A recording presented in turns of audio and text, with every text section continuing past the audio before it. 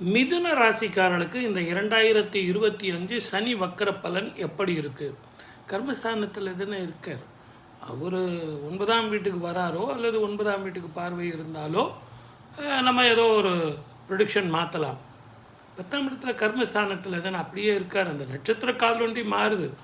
ஆனால் உங்களுக்கு குரு ஜென்மத்தில் இருந்து குடும்பம் வாக்கு தனஸ்தானத்துக்கு அதிச்சாரமாக போகிறார். அதிச்சாரமாக போகும்போது உங்களுக்கு செய்கிற தொழிலில் மாற்றங்கள், வருமான மாற்றங்கள், ப்ரமோஷனோ, அதிக சம்பளம் தரக்கூடிய ஒரு முக்கியமான பொறுப்பு நீங்கள் ரொம்ப நாளாக எதிர்பார்த்துருந்தீங்களா, ப்ரமோஷன், அதெல்லாம் கூட கிடைக்கும். சார் அவர் மேலதிகாரிகள் எங்கே சார் எனக்கு எதுவும் ரெக்கமெண்ட் பண்ண மாட்டேன்றாங்க சார் அப்படின்னா இப்போது ரெக்கமெண்ட் பண்ணுவாங்க. அதே மாதிரி ஆன்சைட், வெளிநாடோ வெளி மாநிலமோ வெளி ஊரோ, திருமண வாழ்க்கையோ குழந்தை பாக்கியமோ வீடு கட்டுறதோ அப்படின்னு சுப பலனாக நடக்கும். கடன்கள் தீரும். இது வரைக்கும் வருமானம் செலவுக்கும் வரவுக்கும் சரியாக இருந்தது இல்லையா, இப்போ உங்களுக்கு கொஞ்சம் சர்ப்ளஸாக இருக்கும். வீடு வாங்குகிற அளவுக்கு, கடன் வாங்கி அந்த கடனை கொடுக்குற அளவுக்கு, பழைய கடன்கள் தீர்ற அளவுக்கு உங்களுக்கு நிறைய சுப பலன்கள் கிடைக்கும். என்ன சார் அவர் அதிச்சாரமாக போகிறாரே, அவர் ஒரு 2 மாதம் தானே இருக்க போகிறாரு அப்படின்னாலும், சார் கடவுள் கண்ணு திறந்தாருன்னு வச்சுங்க சார், ஒரு நாள் போதும் சார். முதல்ல உங்களுக்கு மன நிம்மதி வந்தாலே போதுமே. இதை எல்லாத்த விட அடுத்த வருஷமும் அவர் குரு மாற போகிறாரு. அப்போ சாதகமான பலன் தான் கிடைக்கும்.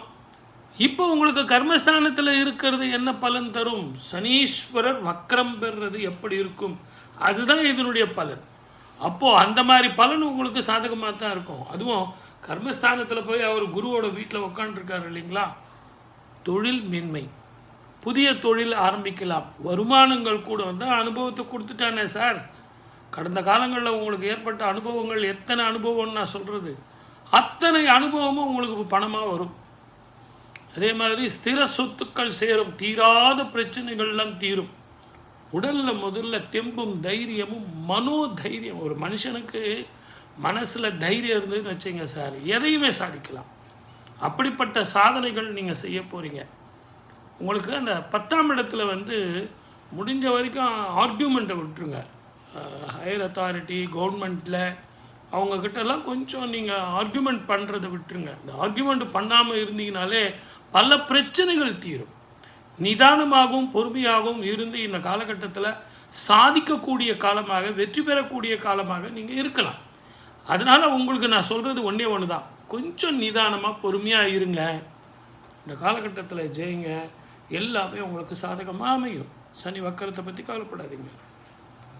சப்ஸ்கிரைப் பண்ணுங்கள், ஷேர் பண்ணுங்கள், மறுபடியும் பேசுவோம்.